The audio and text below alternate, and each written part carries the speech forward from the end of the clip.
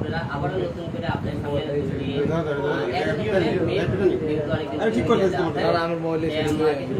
আমরা নতুন করে আবার কাজ করতে আমরা আজকে আপনাদের সামনে একটা নবাগত নায়িকা আপনি পরিচয় করবো। আপনার নামটা কি? এটা হলো মিম ইসলাম, এটা আর শুধু মিম জোরে বলবেন। এটা হলো মিম ইসলাম, এটা মিম দুটাই করেন লাইভ হচ্ছে না, লাইভ করে যাচ্ছে। লাইভ তো নবাগত দুটো নায়িকা নিয়ে আজকে আপনাদের সামনে এসেছে। সবারই লাইভ নায়িকা হলো মিম, এটার নাম হলো মিম ইসলাম। কি হইছে? লাইভ হচ্ছে না, দাও রে লাইভ হচ্ছে না, আবার দাও কেটে যাচ্ছে।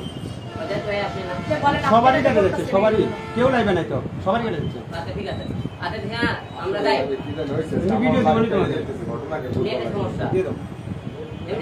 নেটের সমস্যা, কেউ লাইভে নাই, লাইভে নিতে পারতেছে, সবারই কেটে যাচ্ছে। আবার লাইভ কেটে যাচ্ছে, 3-4 সেকেন্ড পরে কেটে যাচ্ছে।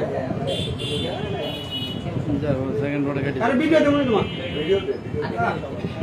আচ্ছা আমরা তাই আমরা আচ্ছা তাই হ্যাঁ, তাই আপনারা সবাই জানেন যে আমরা নতুন কিছু কাজ নিয়ে আসতেছি, নতুন নায়িকা নিয়ে এবং আমরা দুইটা মিম নিয়ে আসতেছি। আপনারা অনেকদিন ধরে কাজ গ্যাপ ছিল, যে গ্যাপটা পূরণ করার জন্য আমরা নতুন কিছু আপনার কন্টেন্ট আপনাদের টার্গেট করছে।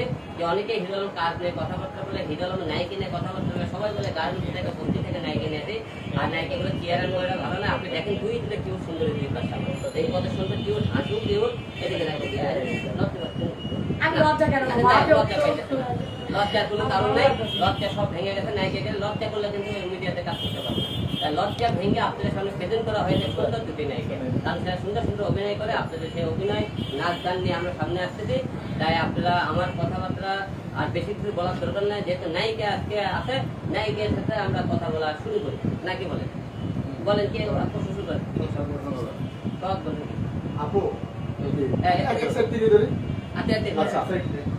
আপু হঠাৎ আজকে হিরো আলম ভাইয়ের অফিসে আসার কারণটা কি যদি একটু বলেন? একটু জোরে বলছেন।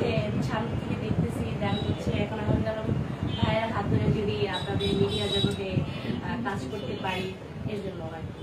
এর আগে কোনো মিউজিক ভিডিও বা কোনো সিনেমা করেছেন? না, এর আগে করা হয় নাই, বাট আমি হিরো আলম ভাইয়ের দ্বারা হচ্ছে কিছু একটা করবো আর কি মিডিয়াতে, এই জন্য আসা হয়েছে।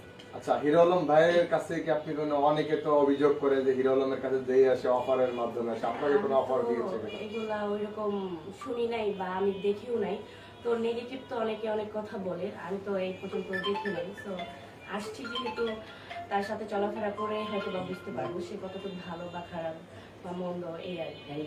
এমনি আপনাকে কি আশ্বাস দিয়ে নিয়ে এসেছে বা আপনি কি আশ্বাসে এসেছেন? সে আমাকে আশ্বাস বলতে কোনো আশ্বাস না, জাস্ট আমি হচ্ছে মিডিয়া জগতে আসবো, এখন হিরো আলম ভাইয়ের দ্বারা যদি মিডিয়া জগতে যদি আমার রানিং হয় এই জন্য আসা।